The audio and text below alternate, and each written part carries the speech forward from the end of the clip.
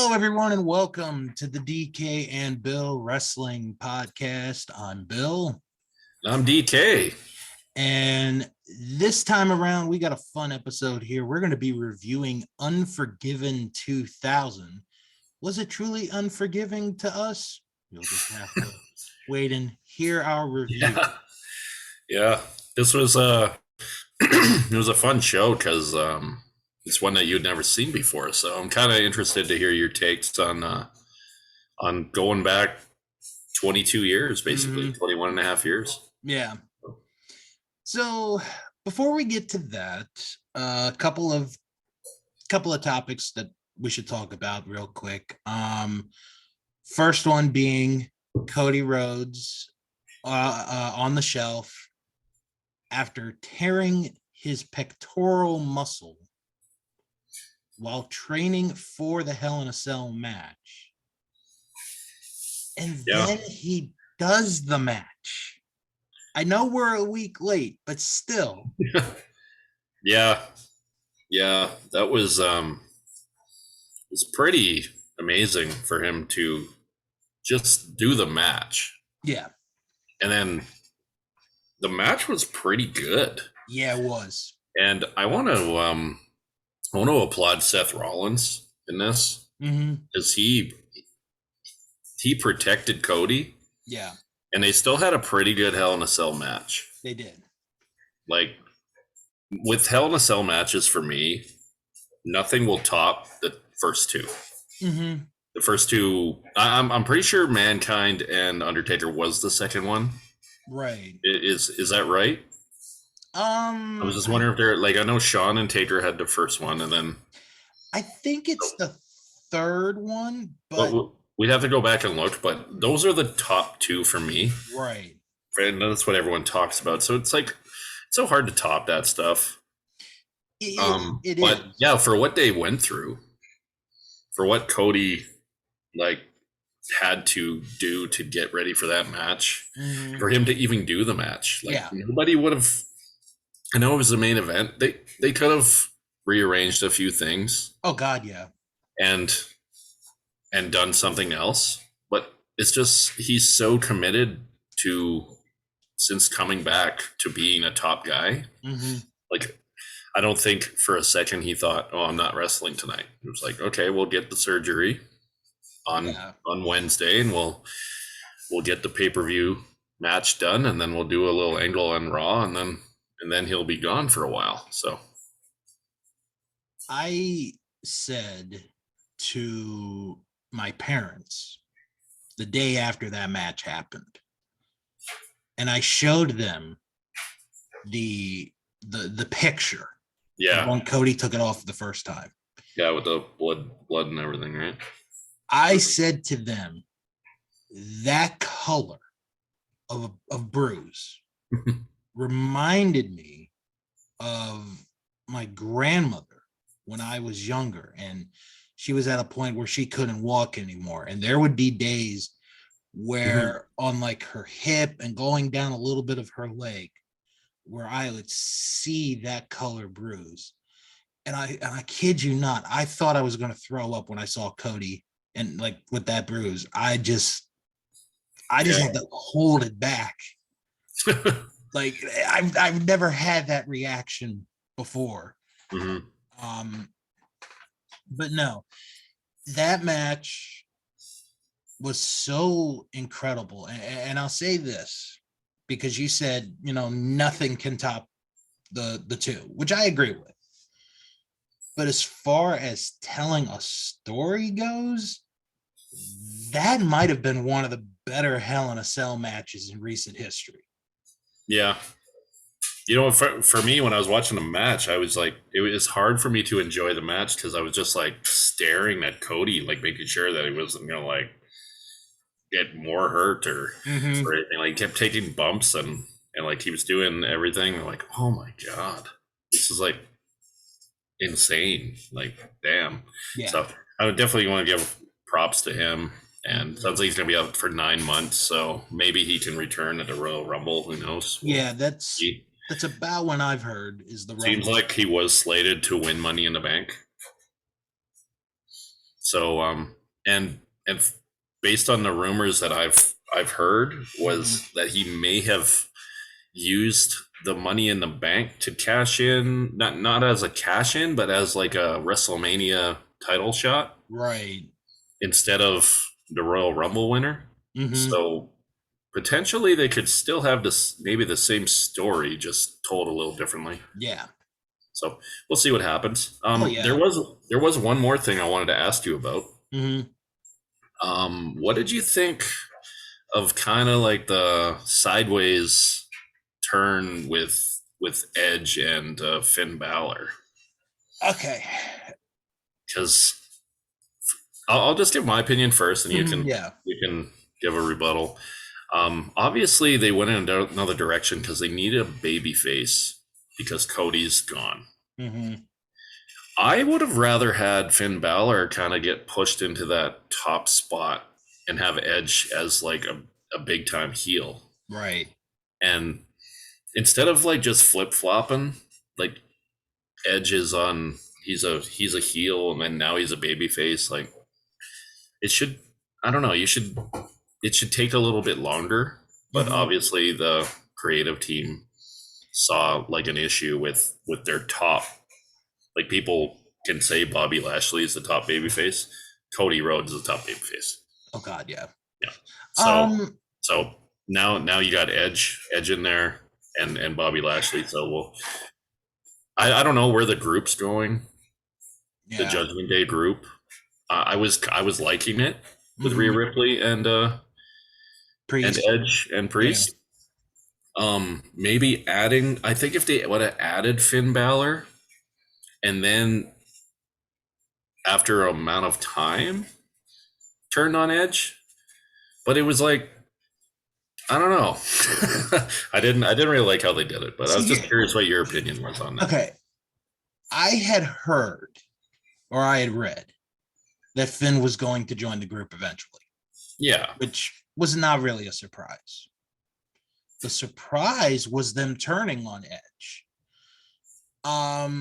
I read a couple days later that the reason they did that was because Edge had said no to this idea of adding like a supernatural part to the yeah, group, yeah. I read which that stuff too. which I actually kind of agree with Edge on because you don't really need that.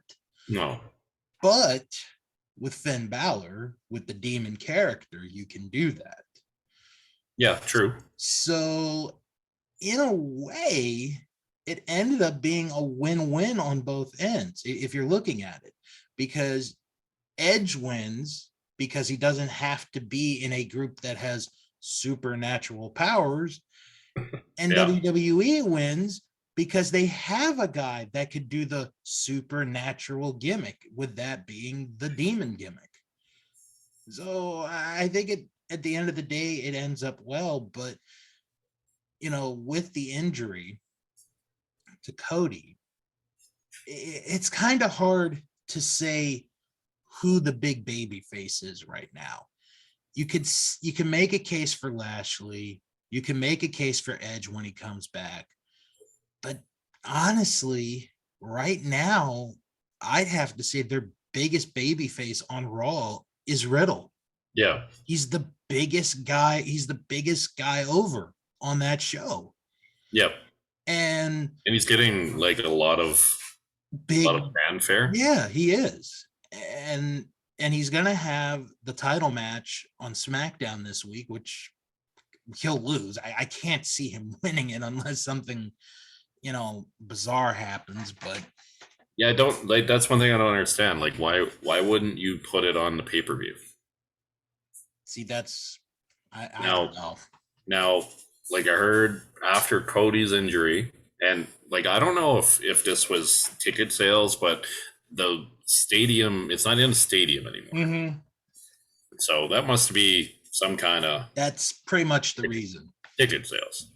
Yeah, And because so now Roman Reigns isn't supposed to be on that show either. right. So you're not having your like in my opinion, top two guys in the company, Cody Rhodes and Roman Reigns. Mm-hmm. They're not on the show.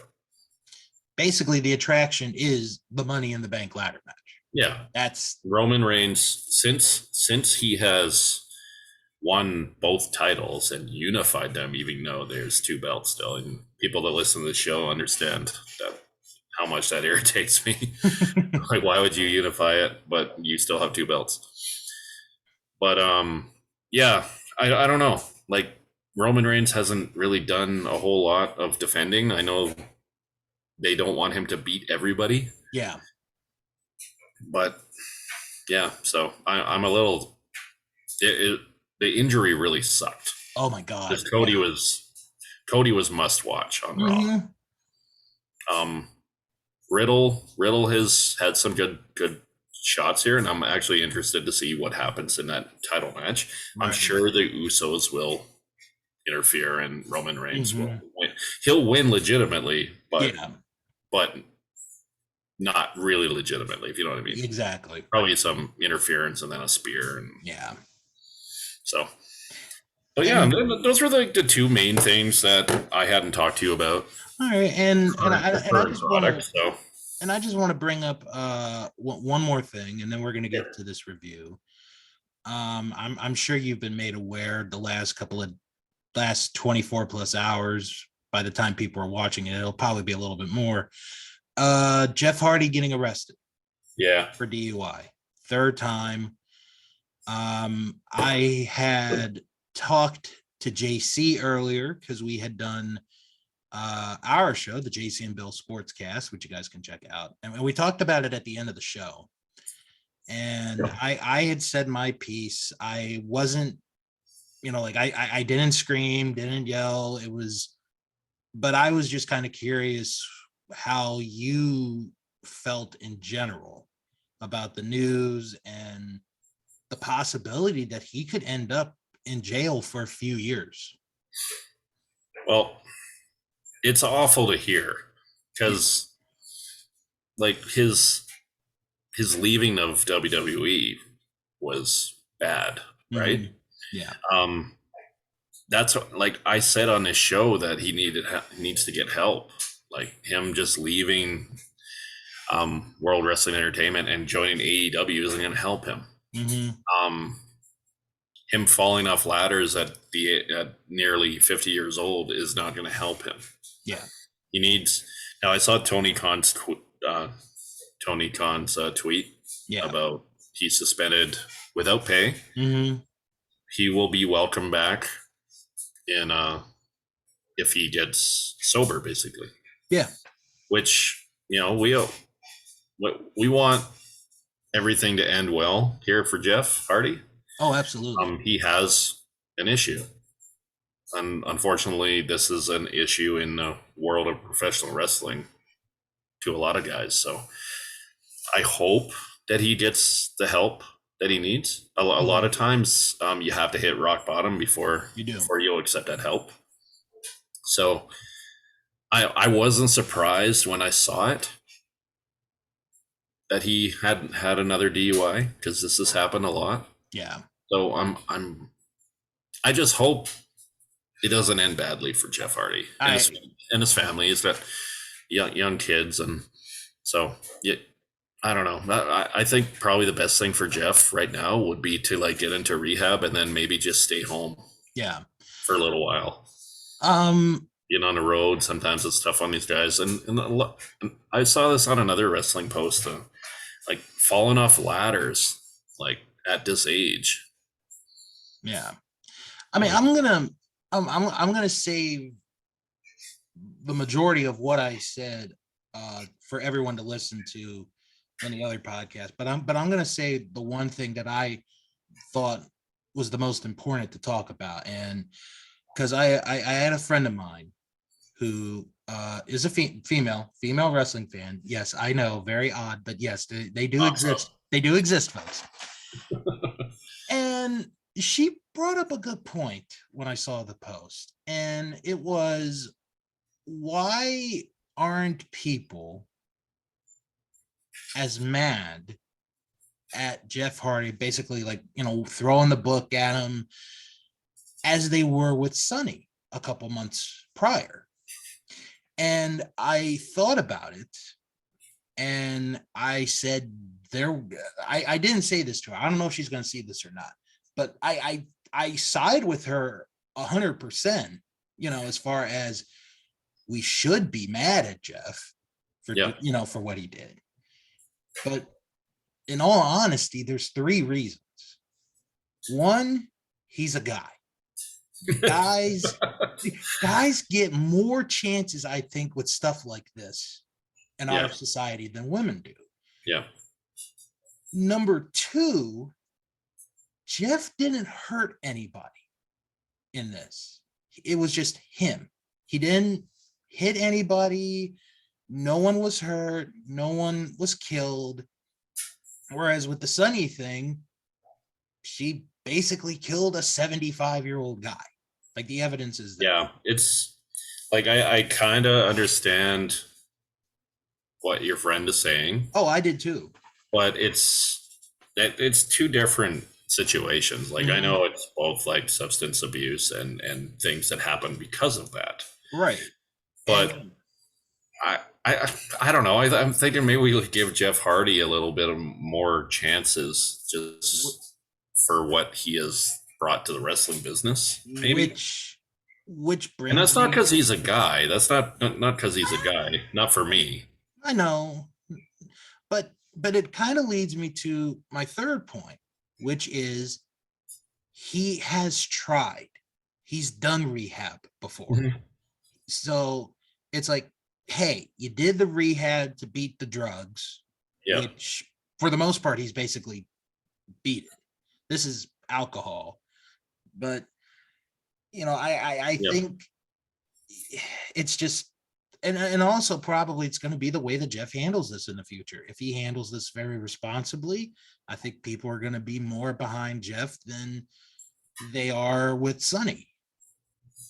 Yeah. So, but no, I totally understood where my friend came from on that. And I understand and I support, where she's coming from on that. So,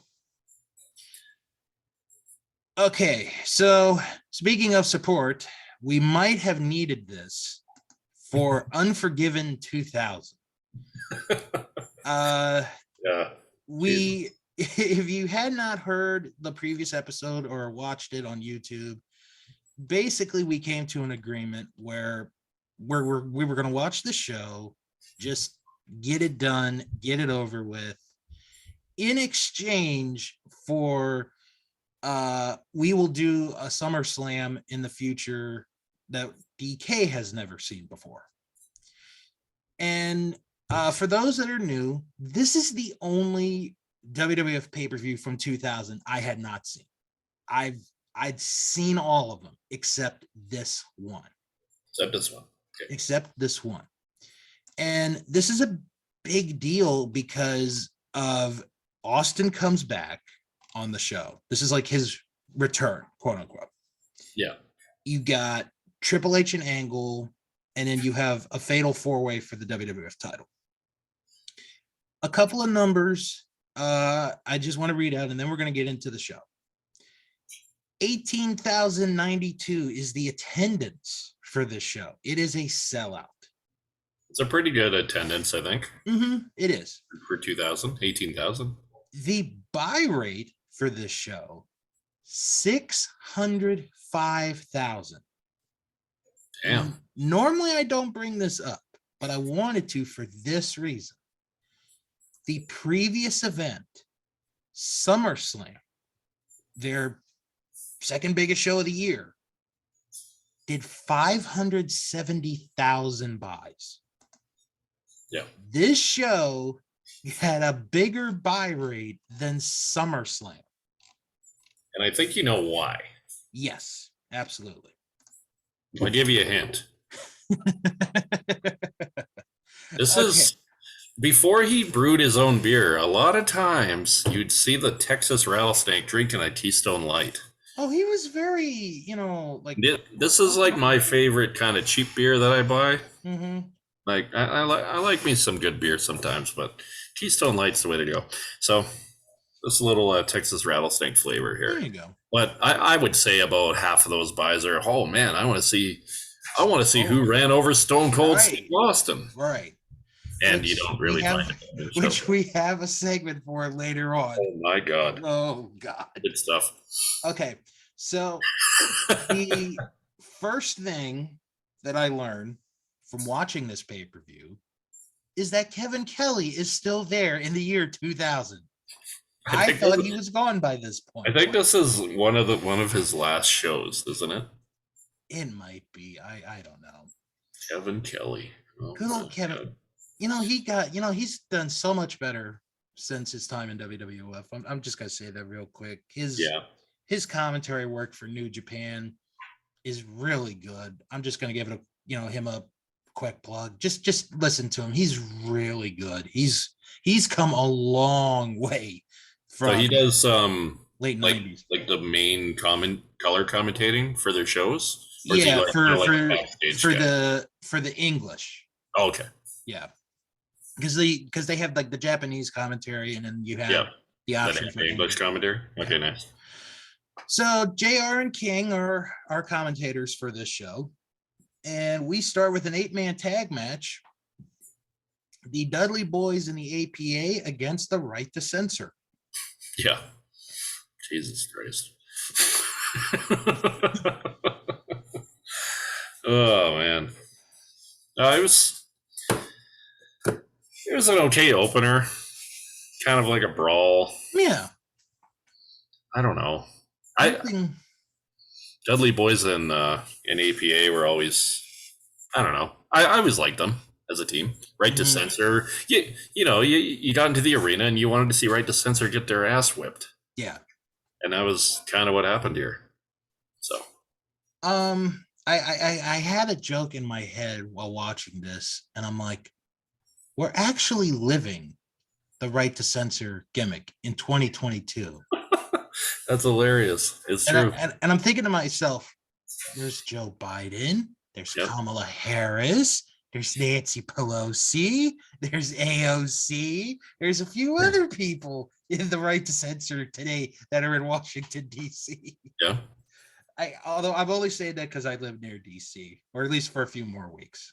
After that, I probably won't say it as much. Yeah, right to Censor get the win, which kind of surprised me. Like you said, it was just a brawl. I mean, nothing, spectacular. I gave it a D. Yeah, I was with you on there. I had it as a C-, but I think I might change it. Okay, that's so fine. Yeah. Well, I'm gonna roll with the D. Yeah, nothing. Honestly, that might be a theme for this pay-per-view. I mean, honestly, it wasn't offensive. Like if you want me to be like, oh, this match, it was there, Yeah. Okay, so then we go to the back. Kevin Kelly is still waiting for Stone Cold Steve Austin. Yeah. Then we got a segment with Triple H and Stephanie, and Triple H is like, you got to tell me whose side are you going to be on in the match tonight. So there's a little bit of a triangle going on here. Mm-hmm. So all right. Then we go to the strap match between Jerry the King Lawler and Taz. Yeah. This is where this pay-per-view starts to go downwards for me. Okay. What was the reasoning for this match? Okay, so they had a match at SummerSlam where Jerry Lawler won. And then I honestly thought, okay, it's over. But as we saw in a brief video package, Taz had a strap, whipped Jerry Lawler with it, and they just were like, okay, we're gonna have a strap match. So was before you go on, was Taz doing commentating here? No, not yet. So this wasn't I'm a better commentator than you match. This is just Taz versus Jerry Lawler. Okay. So gotta point out here, there are 3 ways you can win this match: pinfall, submission, or touch all 4 corners. Yeah. Which is very odd because I've I'm not gonna say I've seen a lot of strap matches, but the ones that I have, I always know like, okay, you got to touch the four corners to win. So Yeah, like why would you pin him in yeah, a strap match? right. You know what? I'm gonna tell you my favorite spot of this match actually was the 3 pile drivers that Jerry gave Taz in a row. Yeah. Taz no sells the first 2. Yeah. And then on the third one, he gets up as if like it didn't affect him. Then he falls down. That was a good little spot there. I liked that. Do you think that was on purpose? Yeah. Or maybe like he was supposed to no sell it? Yeah, I think Okay. so. Okay. We get to the end of the match. Referee gets knocked down. Jerry is trying to touch the final corner when all of a sudden it's Raven. Raven is here. It was a cool pop because it's in Philly, right? Yeah. And JR is like, he's not on the roster. Why is he here? He's not on the God roster. Almighty! Get him out of here! Yeah. So did they refer to him as Raven, or did he like just like who is that guy? no, they called him Raven. Okay. Yeah. So he hits the DDT on Lawler. Taz puts on the Taz mission. Referee checks, calls for the bell. Taz wins. Yep. Um. Well, that's why they changed the rules so Yeah. Taz could win by submission. Yeah. Why wouldn't you just have a regular I quit match or something then? Oh no, you couldn't. No. But I don't like it when they take a match that has a gimmick and then they just add new things to it. Like, hey, we're gonna put straps on you. It does not matter if you use the strap or touch the poles. Right. All you have to do is pin him and then you win. It's the same. That's like when you have a steel cage match, but you can pin him inside the cage. No, you climb out or go through the door. Which we will talk about a little later on in this review. You're getting irritating, man. Okay, I gave this. Maybe I'm being a little generous with this match. I gave it a D plus. Yeah, I'm. I don't know the big difference between a D and a D plus, but I gave it a D based on like it probably would have got a worse mark, but when Raven showed up, that shocked me, and I had seen this pay per view before, and I forgot about it, so I was like, oh crap, Raven's here. That's cool. Okay, so we go to the back, and here comes Stone Cold Steve Austin. So Kevin Kelly's there. He gets to be the first person to interview him. And Stone Cold's like, I get to ask the questions. And then he beats up Kevin Kelly for no reason. Yeah. Michael, see, I didn't like that. I would have much rather, like, it was kind of cool how they had like different segments with Steve Austin in the back, but I think it would have been better if he just came out. Right. Like no, where like the whole thing with Shane, we'll talk about later, but I think it would have been better if he just came out and then like took over the show. He's like, okay, we're getting to the bottom of this, like he did like on so many Monday Night Raws in the Attitude Era. But. So Michael Cole joins JR for commentary because Jerry Lawler had to be taken to the back. Yeah. And because he had a match. Right. He did have a backup. And for no real reason whatsoever, we get the replay of Kevin Kelly getting beaten up by Stone Cold, even though we just saw it literally a minute ago. In case you were in the bathroom. Great production work. This is Austin beating the crap out of Kevin Kelly again. But I think this is near the end of his it has to. The end of his WWE broadcasting career. So maybe they're just sticking it to him on the way out the door. Maybe. Okay, so next match, and this kind of maybe had no reason to be as fun as it was a 6-man hardcore battle royal for the hardcore title. So it has a 10-minute time limit. Seen so many of these. Whoever is the champion at the end of the 10 minutes is the champion. Yeah. So Al Snow comes out, and go ahead. No, you go ahead. Sorry, I completely forgot that he is European champion at this point in time. It's where he's like dressed up like he's from Italy or something. Yes. And then he gives them a picture of Tony Danza, a real Italian.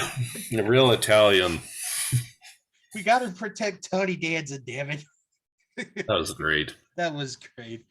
Yeah, there's a meme. Like, I didn't know this. I didn't watch a whole lot of wrestling in 2000. Right. Like, I think I've seen most of the pay-per-views, but like there were so many different times that Al Snow would come out as different, like representing different European countries. My favorite So one. good.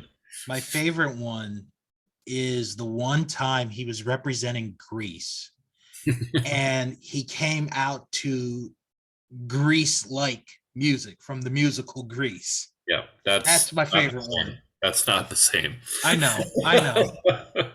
Yeah, I remember that. That was good stuff. Okay, so the other challengers besides Al Snow, Perry Saturn, Test, and Funaki against the champion Steve Blackman. They are all in this because at one point in time or another, those five held the hardcore title. So there's only like 5 guys Right. in the whole match. Okay. Right. So it's just a complete cluster of a match, but it's kind of entertaining. Like every other match that has been done this way, where they do the 10 minutes. I think they had one at like WrestleMania 15 one year. They did reference that. And then I think probably down the line there was probably a few more of these. Yeah. You knew what you were getting. But it was entertaining, back and forth. Oh yeah. Oh, and the chair shots in 2000. Jesus. Yeah, I was kind of watching for that in this one. Some bad ones. There were. We get a good innuendo joke in here because Terry and Trish Stratus are out at ringside. Trish Stratus. Cold. It must have been cold in that arena too. I don't know if you got that reference or not. I know. Trish Stratus got hit with the head, and JR's like, Trish just got head. And then Terry gets hit, and he's like, Terry just got head. Head from Terry. Oh, God, that aged well. So, the order, if anyone cares, Crash pinned Steve Blackman first, and then lost the belt to Perry Saturn, and then lost the belt to Steve Blackman. The ending, DK, I'm not even kidding when I'm about to say this. The ending might be my favorite. The ending to this match might be my favorite part of this entire pay-per-view. Okay. So Blackman gets the pin. Yep. And he's telling the ref to give him the belt. So Saturn's down. A couple guys are down. There's a couple guys up. Steve Blackman yells, "It's still mine! It's still mine!" There's 40 seconds left on the clock. Yeah. Steve, there's still time left. Steve, you still have 40 seconds. It's still mine. Man, Blackman must have got a good payday for this pay-per-view. It's probably the one of the top pay-per-views of his wrestling career. Right. Steve Blackman wouldn't able to hold on to in that 40 seconds to keep them. So after all that, the 10 minutes of nonsense, we don't even get a title change. Like we do, but it doesn't. The original champion leaves the belt. And then they kept making the 24-hour rule how no one could steal the belt. Yes, and actually, I didn't mind that that they explained it. So, it was just a goofy match with. Well, I think that would have like made sense because then, like the match could have just kept going, right? Because if there was no 24-hour rule, yeah, they could be like, oh, there's 5 seconds left. Actually, we can just fight anytime we want because that's the rule on the belt. Just so you know, DK, it's still Steve's belt. Nice. I gave this a D+. Actually, it was funny. It was just a fun, entertaining. Nothing for like entertainment value. I'm giving this a C-. Okay. but man, there was some cringy shots. Like There were. if you think about concussions and all that stuff that unfortunately we talk about it anytime there's any kind of issues in the world of wrestling. Yeah. Like, man, there was a lot in this match alone. Hmm. If you watch a lot of like hardcore matches from the year like from between 99 and 2002, Oh God. it's like Jesus. Yeah. Those chair shots are So brutal. like watch Mankind and The Rock Royal Rumble 99. It's like Hmm. the cringiest thing ever. But that was the era. Yeah, I that liked the was. match. The match was entertaining. Oh God, yeah. What if I'm ever in a mood where I just need to laugh, I probably will watch that match again. Probably. Nice. So we go to the back. Kurt Angle is talking to an agent and some person that we've never met and never will when he sees Stone Cold Steve Austin. And Stone Cold Steve Austin is given his own gold medal by Kurt Angle. Yeah, that was good stuff. This is good. This is good. And Austin, he's like, "Oh well, thank you for giving me a gold medal." And then he's like, "You know what I'd like to do is I'd like to take this gold medal and shove it up your ass." And he beats up Kurt Angle. So, Yep. There's after Austin just burying everybody. Kevin Kelly, now Kurt Angle. I don't know how Kurt's going to recover from this. I think he'll be okay. So then we go to X-Pac versus Chris Jericho. Yeah, this is I like this match. Yeah. It was kind of what you expect. Like Sean Waltman was like one of the he's a very underrated worker. Mm-hmm. Like people hold up certain wrestlers as great workers. Yeah. I would put X-Pac with those guys like Chris Jericho, like Chris Benoit, like Shawn Michaels. Mm-hmm. These guys. I think if X-Pac was just a little bit bigger, he Right. would have been a superstar. Now he was still a star. Yeah. But he was always kind of like that second person. Like when he was with DX and NWO, he was never like the main guy. Right. But he always had good matches. I really like this match. I would give it a B plus. Okay. It's nice, fast paced, and it was definitely the best match as of now. Before I get to the grade, I just want to say a quick story because I got to see X-Pac, Sean Waltman, whatever you want to call him, wrestle live. I want to say this was back in 2011. My timing might be a little off. I'm not really, but maybe like within the last 10 years. And he is wrestling the future Sami Zayn back when he was El Generico. That's cool. Those two blew the roof off the building that night. They had the match of the night that night. What promotion was this? This was Chikara. Okay. It was an independent promotion, and this was like their big. They used to have like a trios tournament every year, and okay. At this point, they had like a mini tournament within a tournament. I know it sounds confusing, but they both met in the finals of this mini tournament.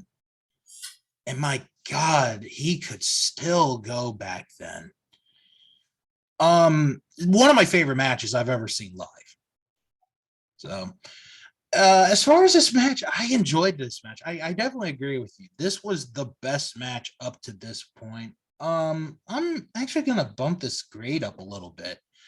I'm gonna give it a C plus. If it had gone maybe another minute or two, maybe would have been in the B range. I mean, I'm not gonna be very critique about it, but it was still a fun match. I think I may have graded this a little higher just based on the rest of the card up to this point. Right. Like the wrestling was not good. Right. Now it was entertaining. Austin doing his thing a few times here, Right. and actually seeing him again. Like we hadn't seen him since Survivor Series. Yeah. So that was kind of cool. Mm-hmm. But yeah, the actual wrestling matches weren't very good up to this point. So Yeah. I liked it. So we go to the back again, and Kurt Angle is talking with Mick Foley, who is the guest referee for the match with Triple H and Kurt Angle later tonight. This And is where he has his like pretend office too, right? yes, one of the best offices ever. Oh yeah, I always like Mick Foley as a commissioner. He might have been the best authority figure ever. Oh yeah. So Angle's complaining about how he may have gotten his butt whooped by Steve Austin. He won't admit that he did. And Mick Foley says to Kurt that, you know what? I was originally just going to be in the corner, let you guys fight, but now I really am, because I'm making this match now no disqualification. And that is final. I don't have a gavel. If anyone wants to give me a gavel, I'll put it on my Amazon wish list, and you guys can send it to me in a few weeks. So all right, make it a gimmick. I'm sure we could do that. Stone Cold Steve Austin meets up with The Rock, and The Rock is apparently off the hook on running over Steve Austin. He's the only one.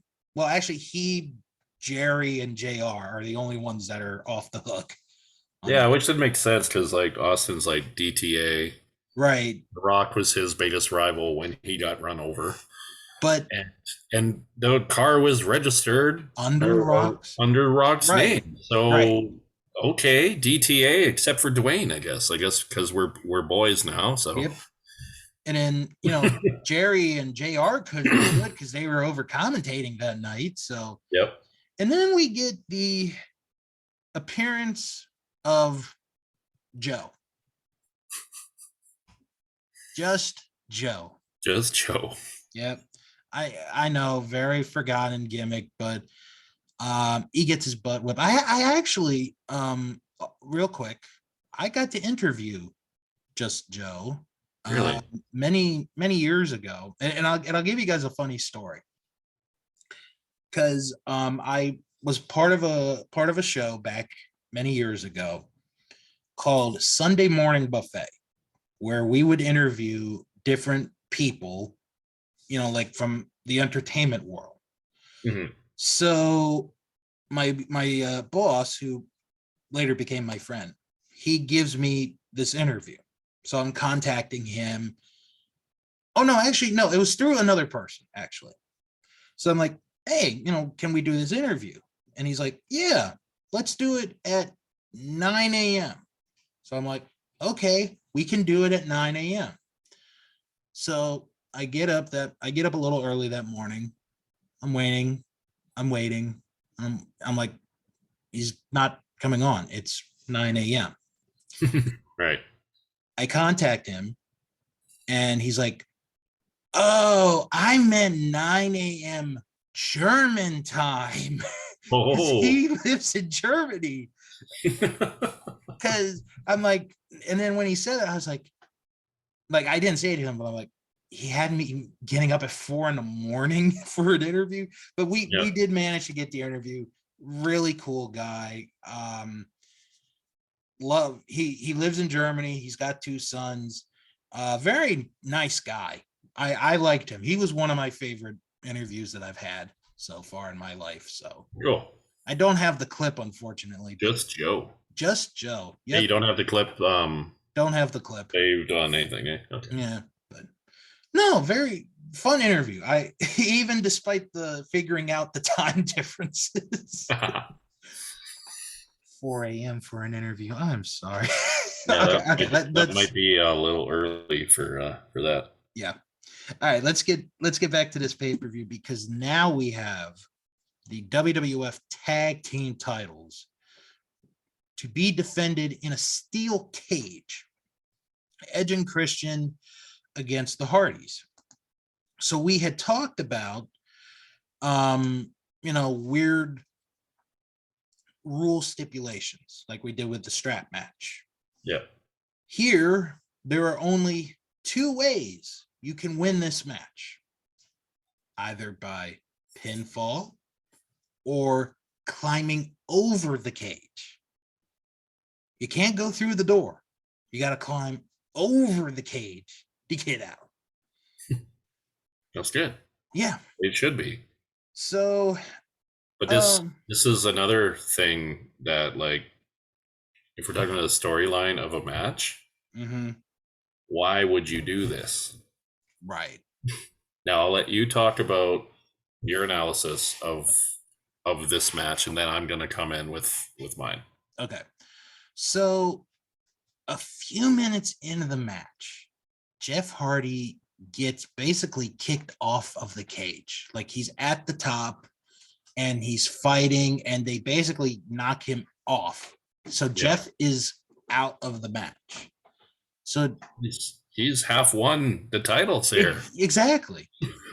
So it is Matt Hardy alone against Edge and Christian. And Jeff is doing everything he can to get back into this match. Yeah. And he even steals the key from the referee. And he opens the door and he gets a couple of, he opens the door. Christian comes outside. But because Christian went through the door, he's technically, for some reason, not out of this match yet. So he goes to grab the chair. They're going to do the double concerto. They miss. And Jeff grabs a ladder. So now they're fighting. Christian eventually gets out. But Lita comes and hits a Hurricane Rana onto Christian that basically takes him out. Yeah. Jeff comes back in. And then Matt and Jeff both do the concerto onto Edge. Edge falls backwards. Hardys get out. We have new tag team champions. Yeah. Yeah, I guess they did knock him out. So, like, when I was remembering this match, I thought that he escaped the cage. But then you had 2-on-1 in the cage match. Because I remember we used to play like video game wrestling games. Right. Me and my buddy. I think it was like WrestleMania 2000 or something on Nintendo. And then if you did the cage match, you always let one of the guys escape the cage, and then you just beat the crap out of the other guy in the cage, and then you, because he couldn't, once he was out of the cage, he just sat there like a video game bot, like he didn't move. So he was just 2-on-1 the whole time. So I don't know. Like, the steel cage tag team match, I don't know. It was okay.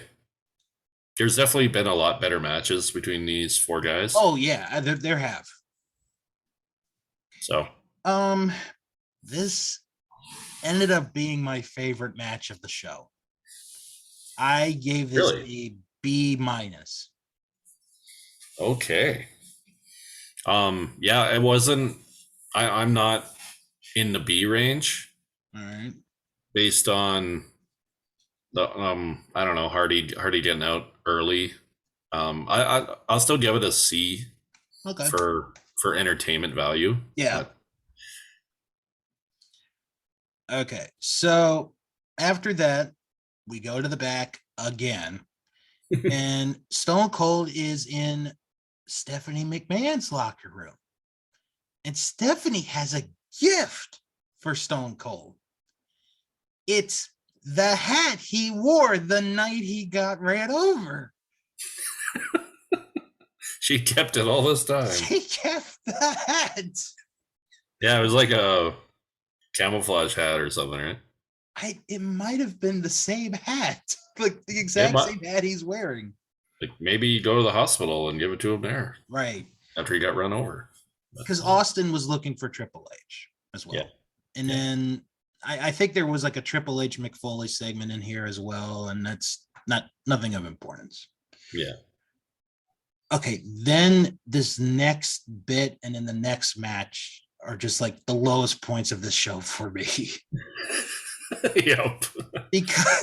Because Jerry Lawler's music is playing. And it's like, it's the king. He's back. Why wouldn't he be back? So Michael Cole leaves as Jerry Took his Lawler. hour break, had a shower, and now he's to do his job again. Jerry didn't need all this. And then we get a video package for Eddie Guerrero and Rikishi. All right. Man. Before we do our review, I'm sure you have seen this post on Facebook many times. Apparently, there are only two Latino people that you can never speak badly of: Selena and Eddie Guerrero. They're the only two. And it's probably in that order. Yeah. I am not speaking badly on Eddie Guerrero on this match, but this match sucked ass. Yes, it did. This is one. Okay, no, you know what? I'm going to let you take this one because I Can you find a worse Eddie Guerrero match? And it's not even his fault. No, of course not. That's the thing. And it's not like Rikishi was bad. Exactly. Like, he was about to get the push of his career here in a little bit. But yeah, why do you think it was so bad? Like, just like I've talked over the years about like Austin and Undertaker. They were just two good wrestlers, but they just couldn't have a good match together. Like, right. I'm not putting Rikishi in that category, but right. I'm just saying, like, some guys just don't work well together. Like, maybe the size of Rikishi with Eddie's style it just didn't flow. Like, I don't know, but this was trash. For sure. I thought it was the story that they were trying to tell, because this was before the release of China on Playboy. Yeah. Back when, people read magazines. Yeah, because it was like the next day that it was being released, right? And JR even says that he got an advanced copy of it and Jerry Lawler did it, which was kind of funny. Of course he did. Eddie doesn't want to do the match. China, who just got engaged to Eddie, is like, why are you not doing that? Why are you saying, why aren't you laying in the ring? Oh my God, that's such a good impression of China. Throws it back.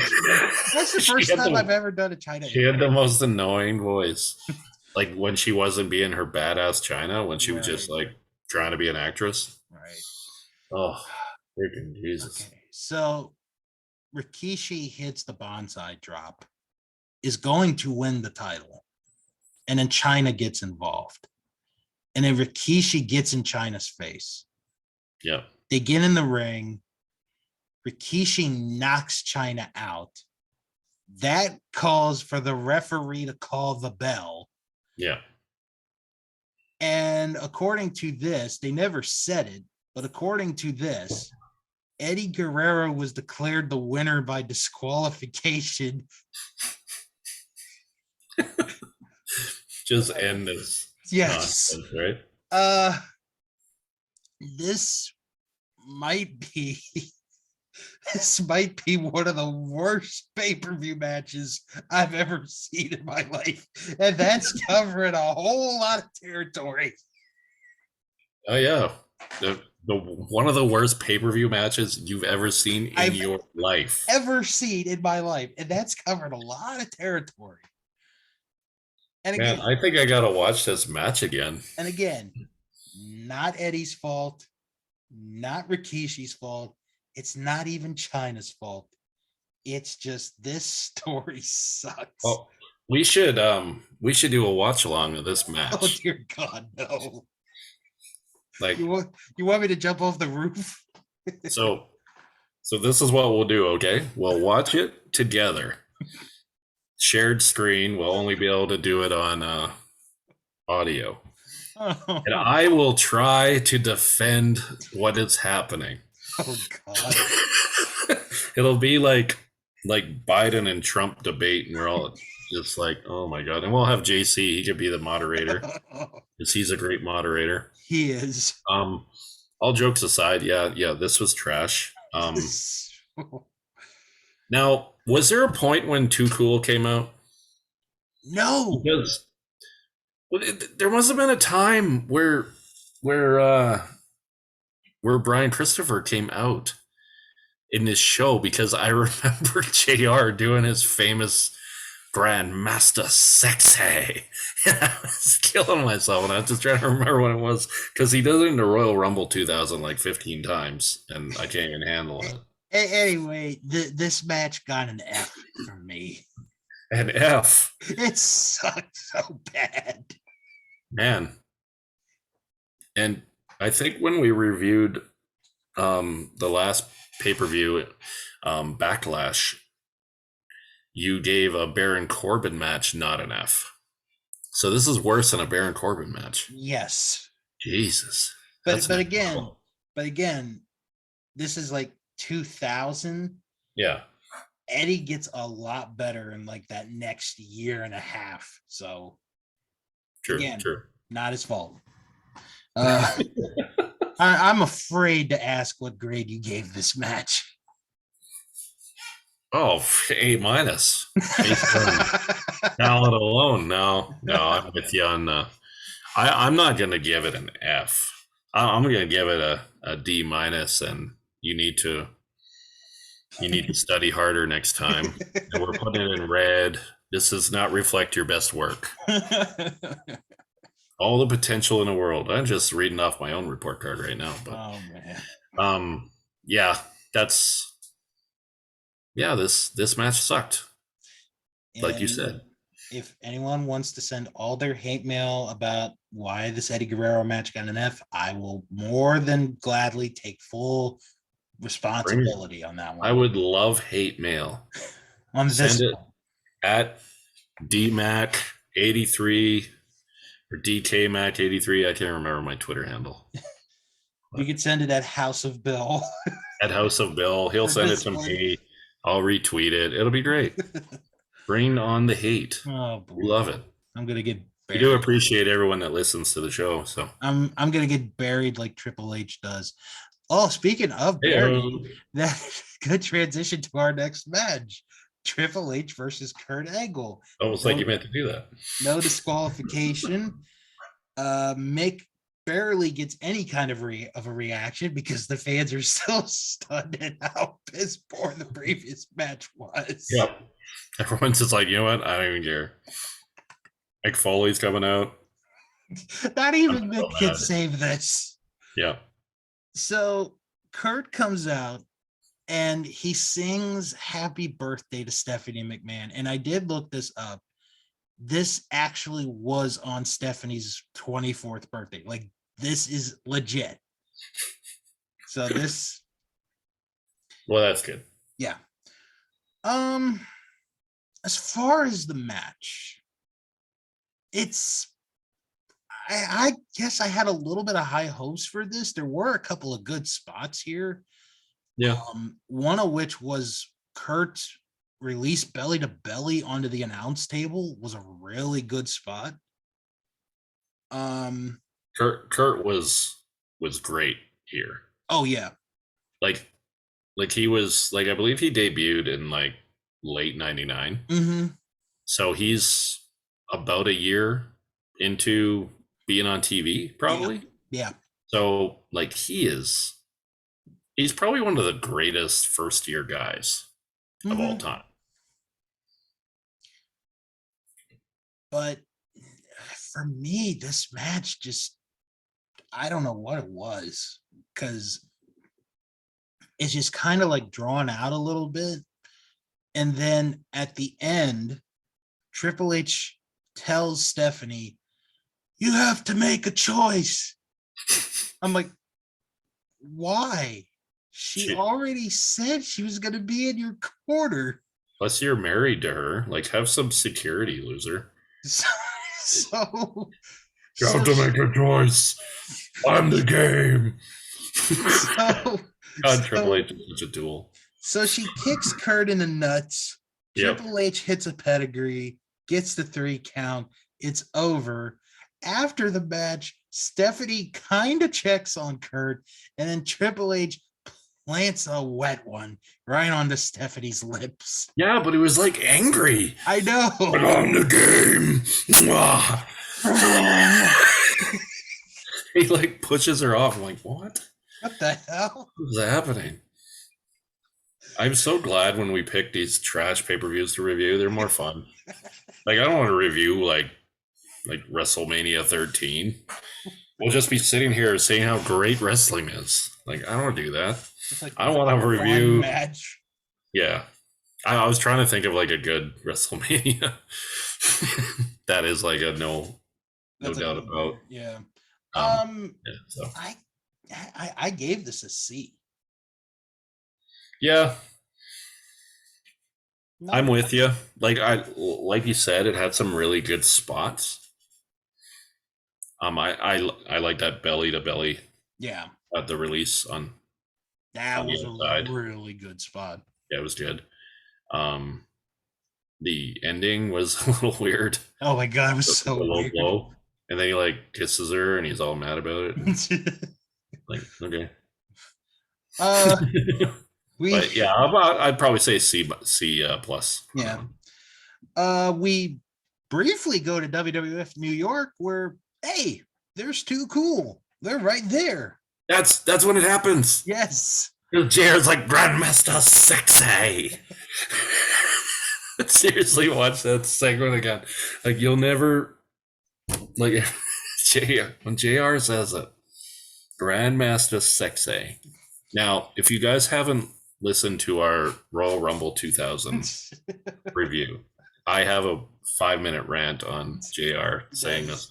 And watch Royal Rumble 2000 because it's only like a few minutes. Like, the 3 of them are out, the Too Cool and Rikishi, they're out, and then Rikishi throws them out. Yeah. It's just JR being a comedy genius for 3 minutes. Basically. And then he says it here too. Grandmaster Sexy. He looks like your son. All right. Now, before we get to the main event, Shane McMahon comes out. And we've been told that he knows who ran over Stone Cold Steve Austin. Oh, yeah. So he comes out and he says that he has unbiased footage of who ran over Stone Cold Steve Austin that night at the Survivor Series. So the footage we get is from a random episode of Raw from a year ago. Steve Blackman runs over Ken Shamrock, who's not even in the WWE anymore. So they probably did they have to pay Shamrock for that clip, like royalties or something? So shit is like funny. That's who ran him over. And the only I've been thinking for like 2 days of like, okay, how ridiculous could we compare this to? It would be like if, and I think our American listeners will get this reference. If you took the footage of who shot JFK, like when JFK got shot, yeah, and somebody put in a movie clip of John Wayne shooting against the Indians, and it's like, that's who killed JFK, John Wayne. John Wayne killed JFK. Yeah, you know what my favorite part about this was the King's commentary. Yes. Because that's why he had to go back out there. Michael Cole wouldn't have made it good. Right. The King's like, see, he's a bad driver. He ran over Steve Austin. He gets out and he's got his little sunglasses on his muscle shirt and he's just like, he puts them back on. Like, you're in the parking garage. Why are you putting your sunglasses on? God damn it. Oh, man. I had a question for you. So did I believe Steve Blackman ran Stone Cold over? Now, I guess you had never seen the show. Right. So, when you found out who actually ran him over in the storyline, like, did you just, we found that out on a Monday Night Raw, right? I believe. Yeah.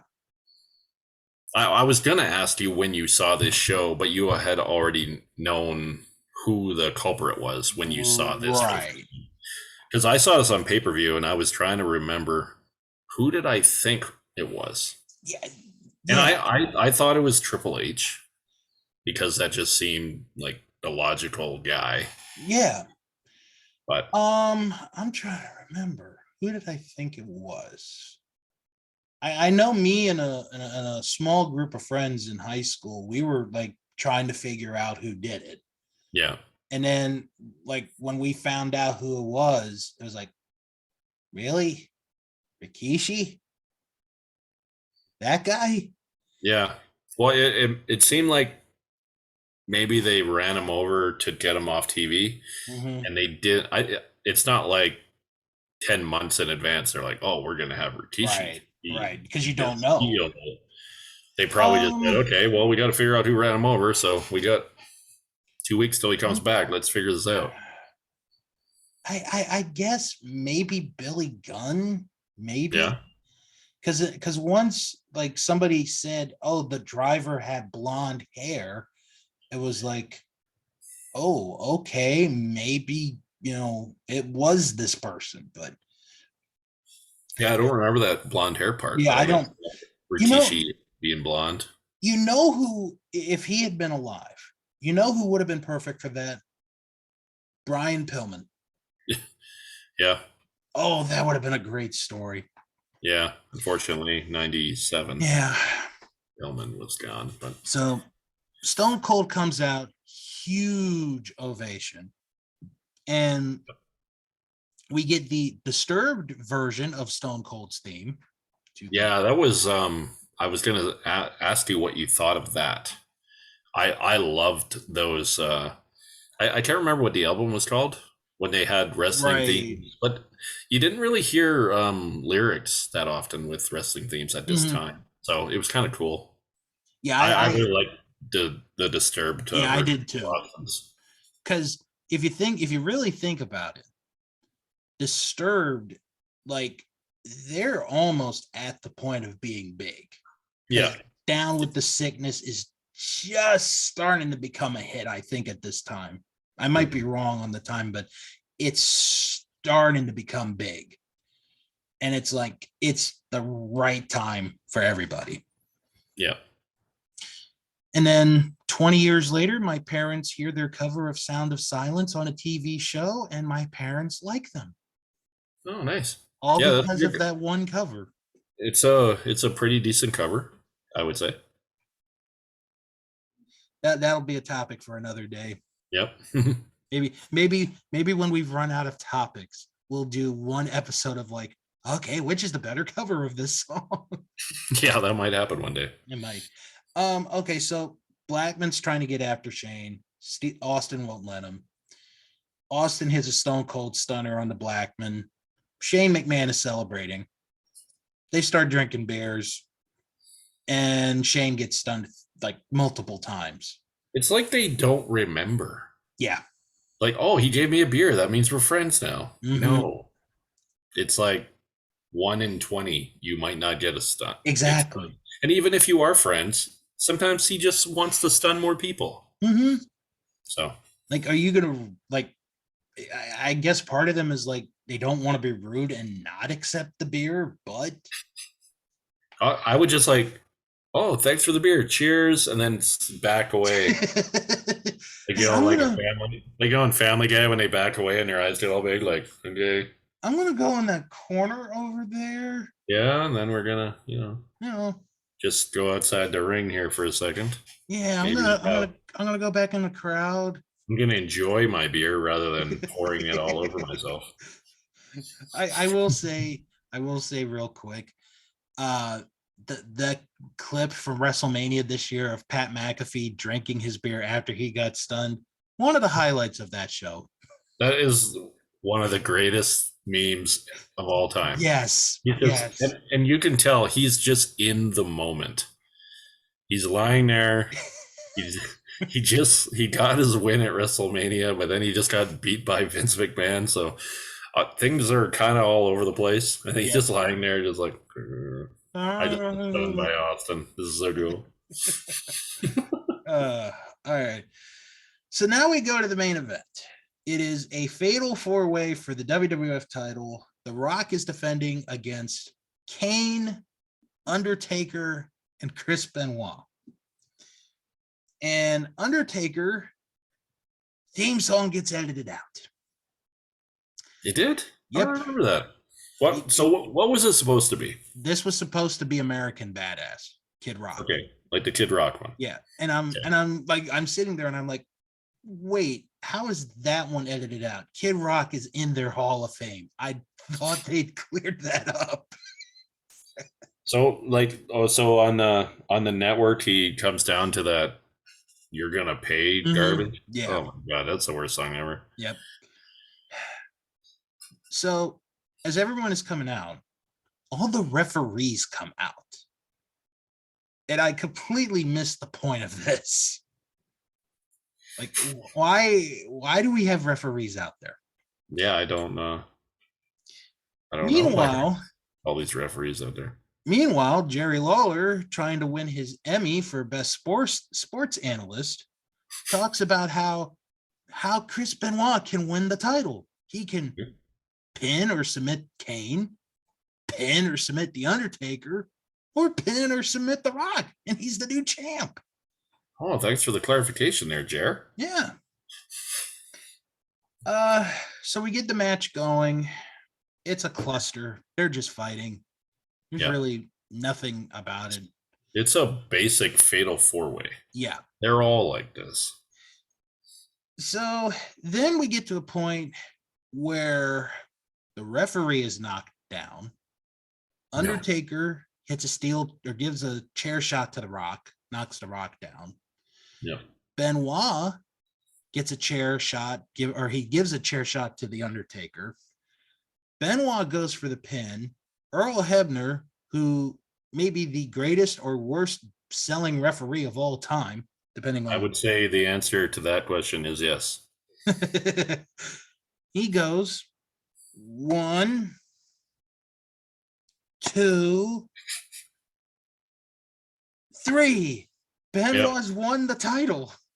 It's amazing. Holy cow. Benoit's won the title. Yep. And then Mick Foley comes out to save the day. Yes. He's like, no. Foot was on the rope. We're restarting the match. And then wasn't it a no DQ match? Yeah, it's a no DQ match. So you can have your foot on the rope. Doesn't matter. Yeah, I don't know. Oh. See, this is what irritates me about wrestling. They will change the rules. It's a no DQ match. You can have your foot on the rope. So we have Rock, Undertaker, and Kane all standing side by side. Benoit's looking. Benoit gets his ass whipped. And then we get the replay of the pin. There's like, all right, we're going to show you what happened here. So here it is. There's 1. There's 2. Oh, there's a foot on the rope. There's a foot on the rope. That's a good call by Mick. Mick made a good call. You gotta be wearing a cowboy hat if you're gonna be doing that. Oh man, and I have one upstairs, but oh well. Next time we do a review with JR on commentary, I'll remember to bring it down. No, I hope so. Okay, so the rest of the match, stuff happens. Yeah. Rock, I think, hit the rock bottom on Benoit. Undertaker tries to stop the pin, but Kane prevents Undertaker from breaking it. Rock wins. That's how thrilling that main event was. Nothing really memorable except the fake pin at the end, or not the end, but what should have been the end. Yeah, oh man, this is bad. You wanted to do this one, right? I wanted to get it out of my system, and I think it was because you wanted to watch it because you'd never seen it before. Yeah. So this is selfish on your part. I gave the match a C-. As far as the show, it's a D. It might have been their worst pay-per-view of the year. I don't know. Like maybe that's the reason why you had never seen it. Yeah. Is you just, I don't know, knew it was gonna suck. But yeah, I'm with you. It was a bad show. It was saved, like the Steve Austin segment. Mm-hmm. Was nice to see him back in the ring. Yeah.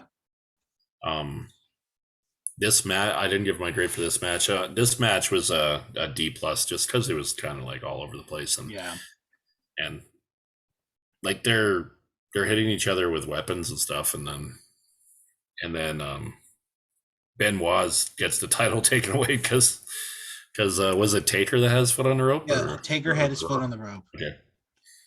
So the Undertaker puts his foot on the rope in a no DQ match, and then the King of Hardcore runs down the ramp and changes. Would you really say run though? Yeah, he limps down the ramp. I mean, I love Mick. Mick, I love you, but you weren't running. I give props to a guy in an authority role that will wear sweatpants. Here. I love sweatpants. I'm wearing them right now. What was I gonna say? Oh, okay. While I was watching this match, I said to myself, when is this over? I don't say that about pay-per-views, but you pause it and you see how long it is. Like, oh my god, half an hour more. Oh. I've like just ended. Please take me now. Take me now. Well, thankfully, we don't ever have to watch that show or do a review of it again. That's true. It's done. It's finished. That was but it was a fun review. Oh, it was. I always like going back and watching old stuff and talking about it with you. Yeah. So, but I do think that our next review should be some older stuff. So, all right. Maybe see if I can find something that I hadn't seen. Yeah. At least for a very long time. Yeah. But that'll be fun to do. Oh yeah. Unless you got anything else you want to add on. I don't think so.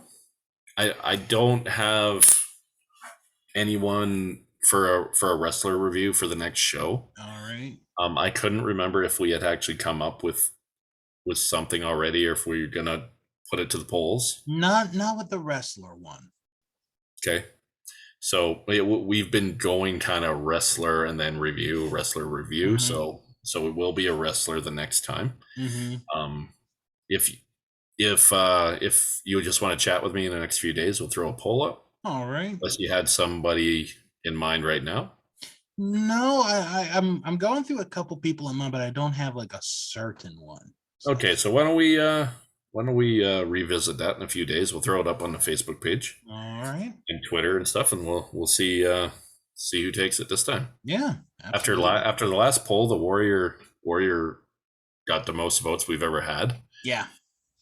So that was nice getting the feedback, and the Earthquake, he held on for a little bit there. He got some love. So we'll maybe see.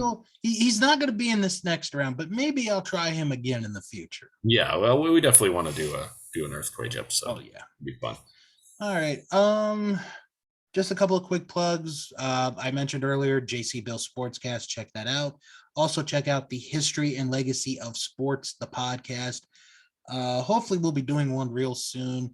It is going to be on Wayne Gretzky. Yes, as the poll was won again by the co-host here. That's 2 in a row for you. So it's exciting. It's a great one. I always like it when the American picks the hockey player. That's beautiful. Keep it going. My choice was Peyton Manning, and I believe he came in a second place role there. Yeah. So. And I really think the three that we had, the two that didn't get picked, they're going to be done at some point. They definitely will. I think so too. That's like the fun of the show, right? Yeah.